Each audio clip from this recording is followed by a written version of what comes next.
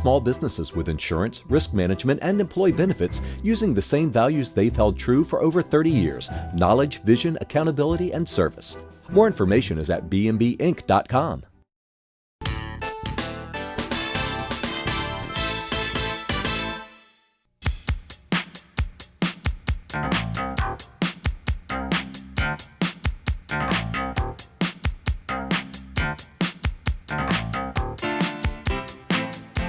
Hello, I'm Marcia Cavanaugh. Thanks so much for joining us. Well, New Orleans is experiencing its first all-female runoff for mayor. And one thing we have learned so far, the women's campaigns go after each other just like the guys do. We'll look tonight at what the different sides are accusing the other of. We'll also measure the progress of women in politics.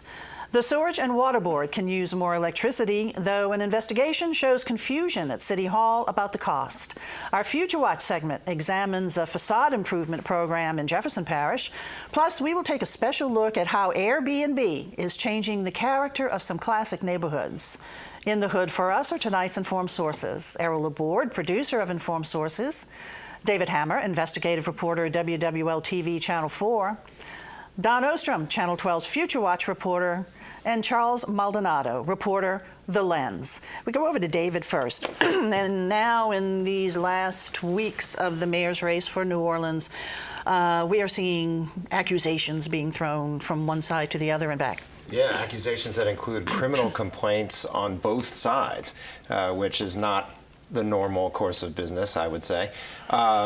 We looked into the claims on both sides. First, there was the criminal complaint that was filed against LaToya Cantrell for her use of a city credit card.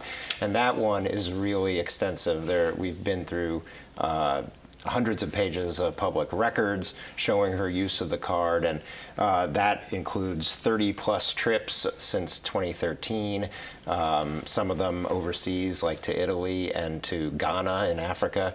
There are questions about whether those are justified, or they eventually gave specific city business purposes for all those trips, things like conferences and discussions about and ways to learn how to do better in New Orleans with governance and policy and things like that. Trips to a fellowship she had in Aspen, Colorado at the Aspen Institute. There were some questions about charges that shouldn't be there under the rules of the credit card, things like alcohol that's forbidden. There were at least 5 times that we found alcohol charges, and a lack of itemized receipts, which need to be turned in on a lot of charges. And then there was $8,900 that she actually reimbursed over time, with a big chunk of it, $4,400, coming right as she was qualifying and running for mayor.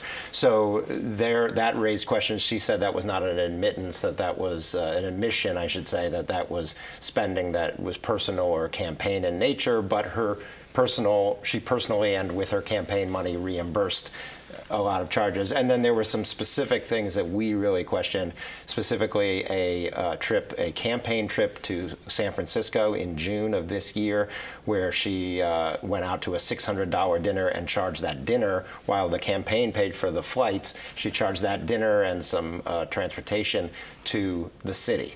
And so then the question became, what's the city purpose for that trip? And there have been changing stories about that over time. Meanwhile, the Charbonnet, the complaint against Charbonnet, involves her homestead exemption, the claim that she's actually claiming a tax exemption on a home that she no longer lives in.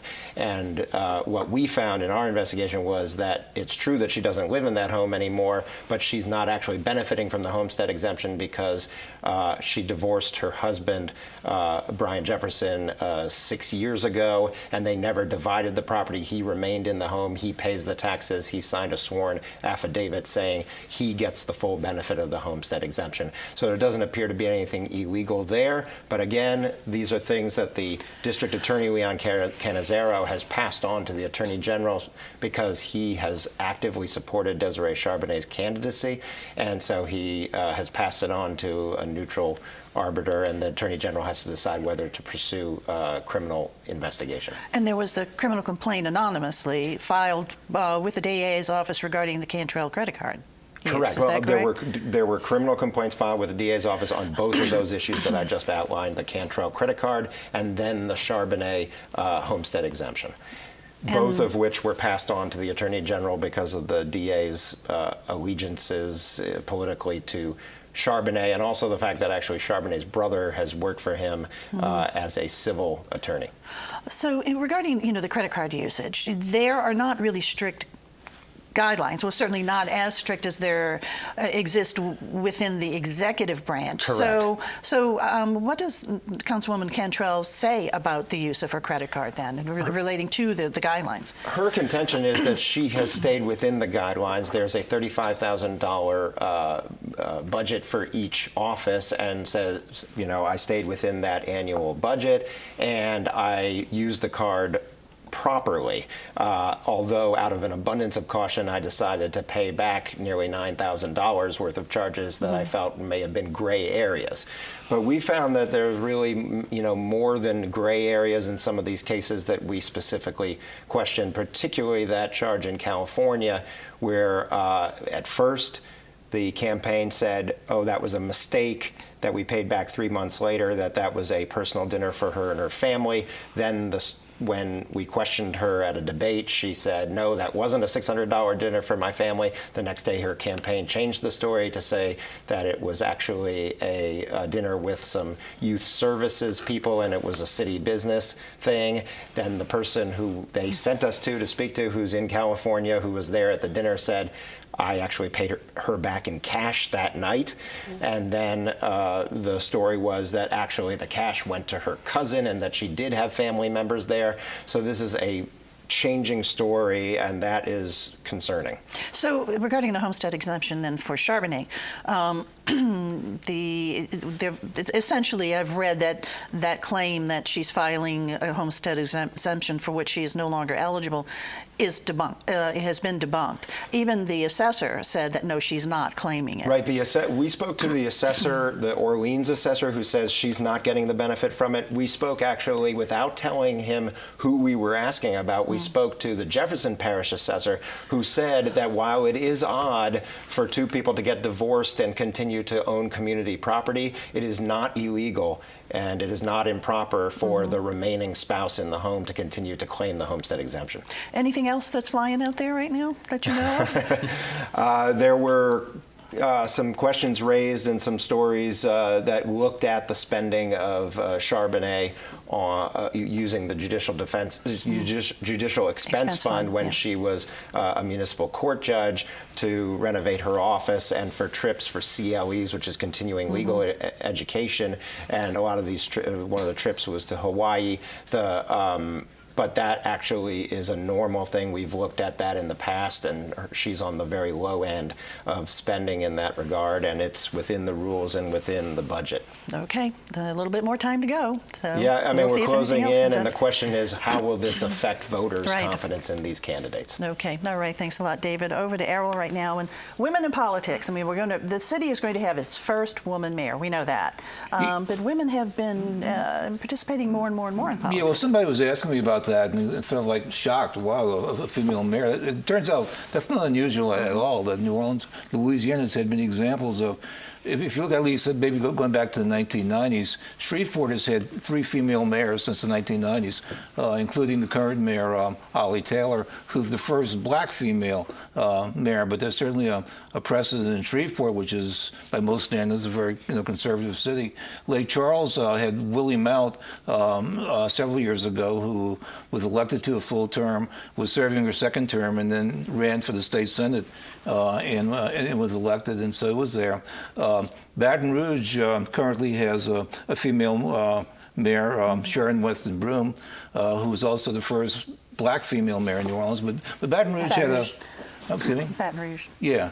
Baton Rouge had a female mayor, another mayor back in 1956, and so this isn't rare. So after this election, that the 3 largest cities in Louisiana, New Orleans, Shreveport, and Baton Rouge will all have female mayors.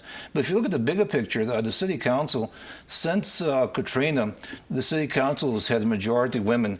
And I believe there was even a brief period when it was entirely women on the city council, in the judgeships and in the legislatures.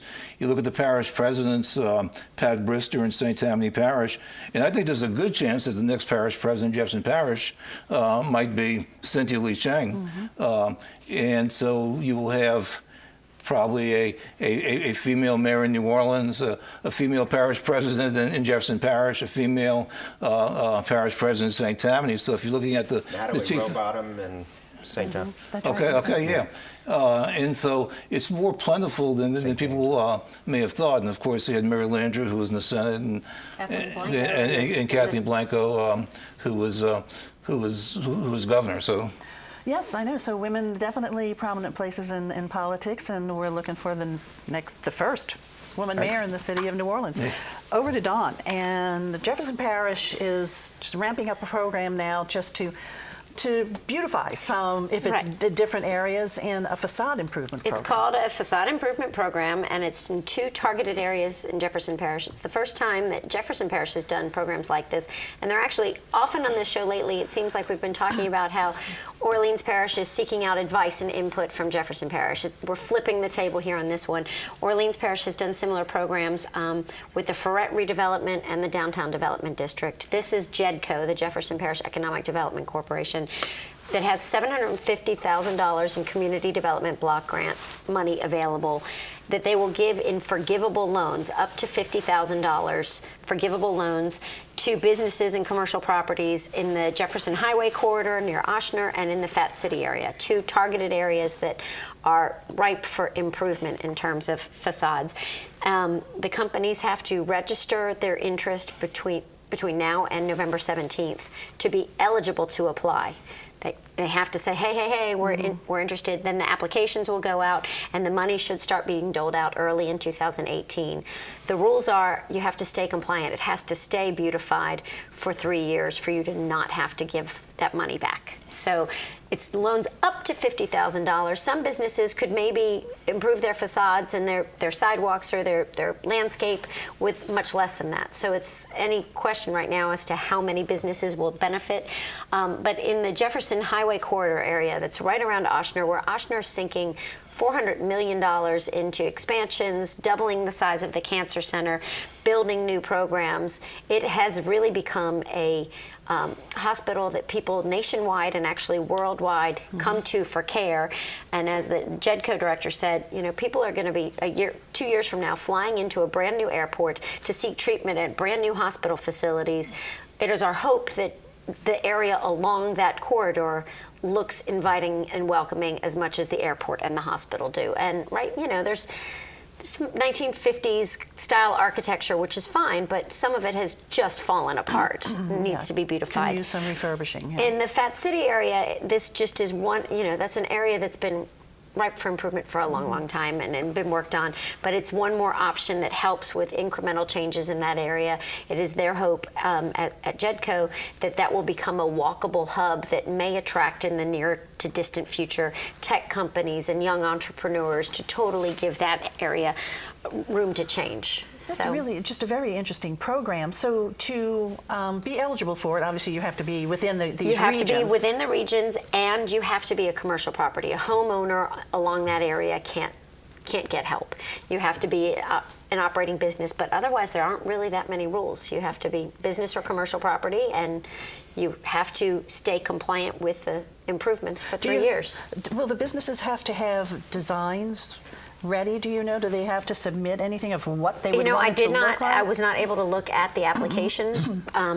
I think the application will lay a lot of that groundwork of what you out. kind of plan to do. But they have had a whole lot of interest already, which is fabulous. And they say give it 5 years, and you should see a totally different Jeff Highway area and a totally different Fat City area. The thing about the hospitals, there was actually a forum this week about healthcare tourism, for lack of a better term. Interested now with the new University Hospital complex. A hotel just opened right next to Baptist.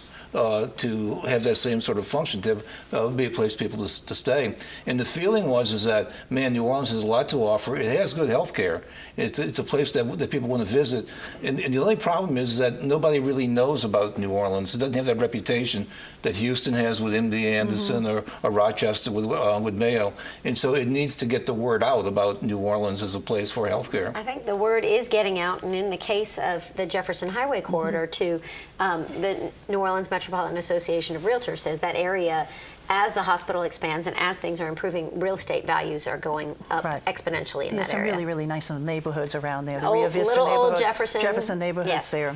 Definitely. So once again, just to repeat, if anybody is Between just hearing now this, and November 17th, you've got to you can go to the JEDCO website and express your interest in the program. Just it's called a subscription period, and then after you have subscribed, then you'll receive an application. and along that corridor, it's from the city. It's pretty much the from parish Deck line? Bar to the north end, going close to the parish line. Okay. To the south end, All and right. then from River Road, close to Earhart. And then one real quick mention too, as you said, Oxnard is just really, really expanding, and they're building this big new facility where, if you remember, the Frost Top used to be there, and a shopping center.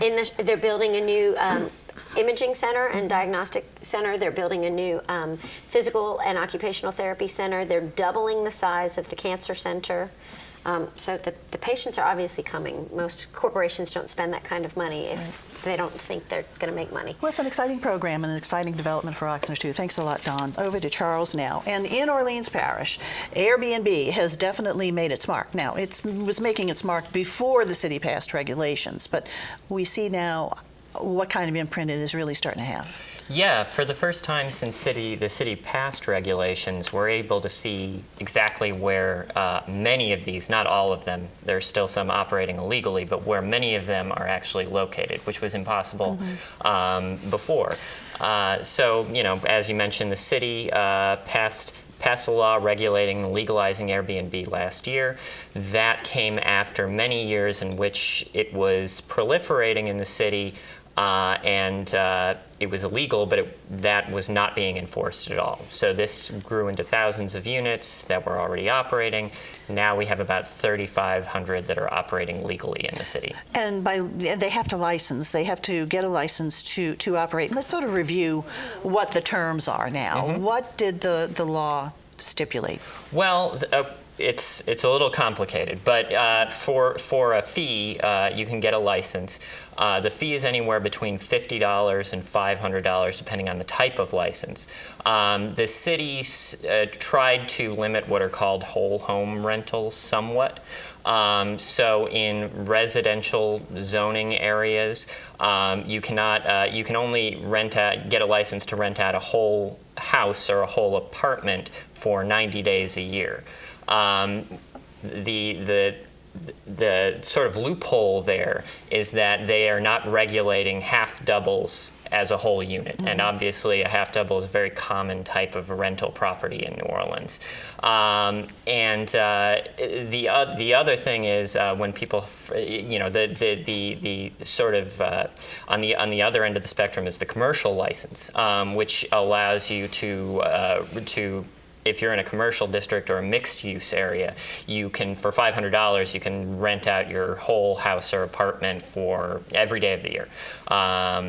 And you know what a lot of people, I discovered after this law passed, what a lot of people didn't realize was that commercial district that would apply throughout the city, you know, anywhere where there was a mixed-use or commercial block.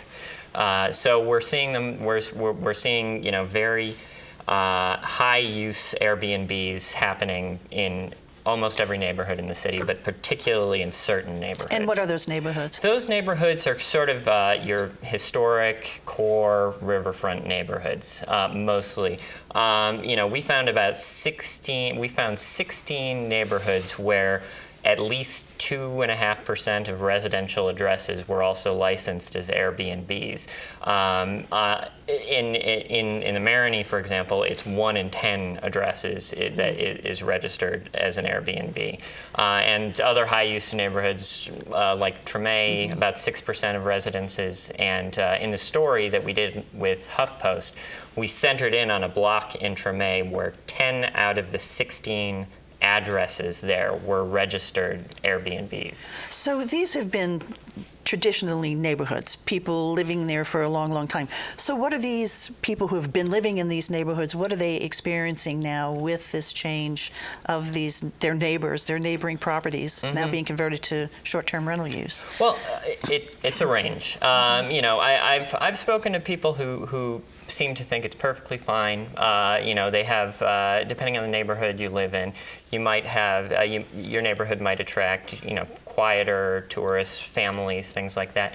But in certain neighborhoods, especially right outside of the French Quarter, where Airbnb is illegal in most of the French Quarter. So it's the neighborhoods right around it that we're seeing a high density of Airbnbs. And we have heard quite a few complaints from... It's a bachelor party every weekend. Bachelor parties, people passed out drunk on stoops. The story we did this week opens with pretty interesting anecdote that I'm not going to go into detail on here. So you have to read the stories on the lens. Yeah. But yeah, so it's a mixed bag, but we've heard a lot of complaints about it. Now, there are, proponents of it are saying that this is enabling homeowners to maintain their properties or to help them with their mortgage. It's giving them some extra bucks in their pockets, and it's really working for them. Absolutely, and that is out there. That exists. We talked to somebody in the story, a guy who lives in Bywater. He's lived there for many years. He was, as a result of renting out just a spare room, he's not a whole house renter. As a result of renting out a spare room on Airbnb, that sort of freed him up financially to actually start a business, not to mention pay, his ever-increasing taxes in that neighborhood. Yeah. So, you do see those stories. You also see stories of people who have people who have turned this into a large-scale business. There are a couple of buildings in the CBD where 40 to 50% of the units, all owned by one developer, are registered as Airbnbs. So, you have that side of it, and you have the side like the guy in Bywater. And so that is in compliance with the regs? Yeah, there's no limit to how many licenses a single person can hold. Interesting. So in a nutshell, basically, our regulations, the New Orleans regulations, are they stricter or a little bit looser than other cities? Well, it's interesting. Our regulations were sort of touted as model legislation for Airbnb when the city council first passed it, and I think the people doing that touting were frankly Airbnb, because these regulations have made it fairly easy to do it, whereas 90 days a year is just about every weekend. It's almost every weekend night. Yeah. And then also for the mixed-use district, I didn't realize that you could rent as much as you wanted. I got to tell you, the reason that we did this story is we've been tracking Airbnbs on a map on our website, and I get weekly calls from people who are shocked that somebody got a commercial license on their block, and I have to tell them, well, you're technically not in a residential block, and they'll say, well, I'm in a residential neighborhood, though. Well, I think that this is a topic that's not going to go away. I mean, already one council member has said that we need to revisit some of those. So yeah, several council members. Yeah, and we're seeing how this shakes out, and I'm sure members of the community are going to keep this issue alive. Absolutely. One way or the other. Okay, Charles, and the article is on The Lens. It's a great article. It's a good read, and you can see how the article starts, but he really can't talk about it right now. David, we are still facing an issue in Orleans Parish Sewage and Water Board of power, to power the pumps. And Talk about an issue that's not going away. No. Right. Yeah, well, we've done our down the drain investigation, and we're continuing to do that. And my last report was about the question of getting redundant power, getting power that can trust, and a lot of that would be getting it from Entergy, the utility. The problem is they don't trust Entergy because, as we discovered, they're using residential power lines that go overhead just like all of us. And just like all of us, they are experiencing outages at the littlest thing. And that is not good for running a pump system, and they got a turbine from the Corps of Engineers a few years ago that was supposed to be backup power in case of a storm to handle the water system, potable water. Well, it turns out they were running the whole system on that turbine, and when there was a problem a few weeks ago, or about a month ago, they ended up having to issue a boil water advisory. Well, it all should have been the other way around. And the problem has been that they don't have transmission level power, which is the underground hardened lines that come straight from the power plant at 9 Mile Point across the river. And they could do that if they had a substation. And so the question is, why haven't they gotten a substation? It was recommended years and years ago, and they were told they could do it relatively easily, and they haven't. And what we discovered was that there were emails and there were quotes from Entergy that put the price at about $12.5 million. There was one that went up to about $14 million.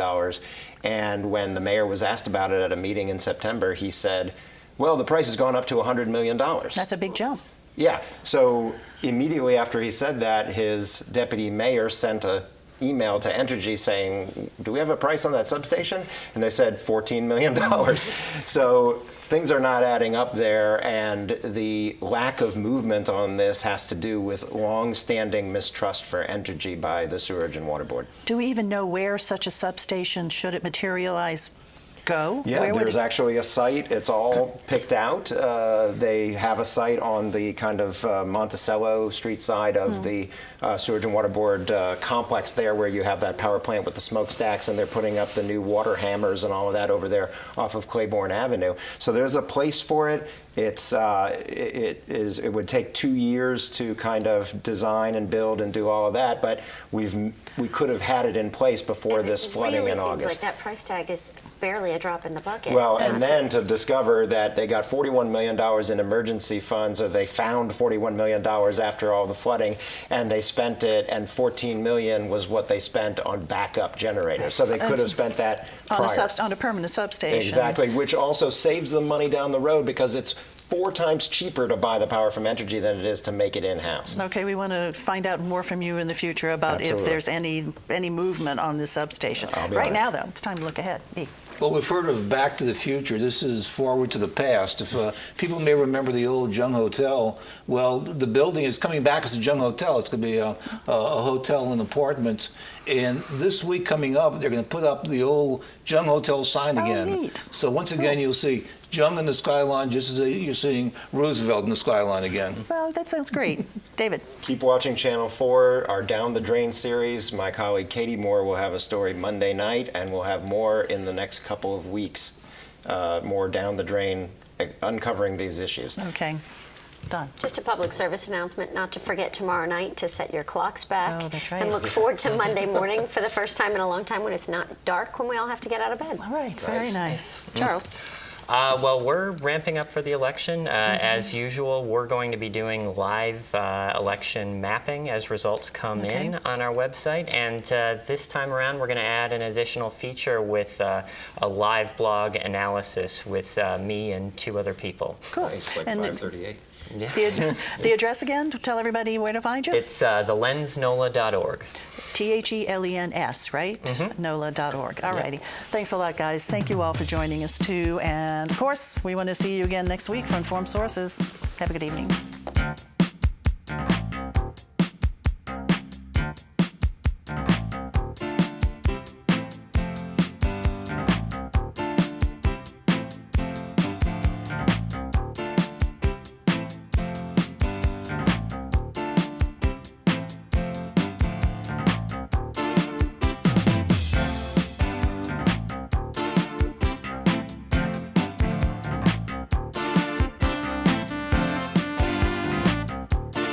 The firm of Bowen, McLeod and Britt helps both large corporations and small businesses with insurance, risk management, and employee benefits using the same values they've held true for over 30 years: knowledge, vision, accountability, and service.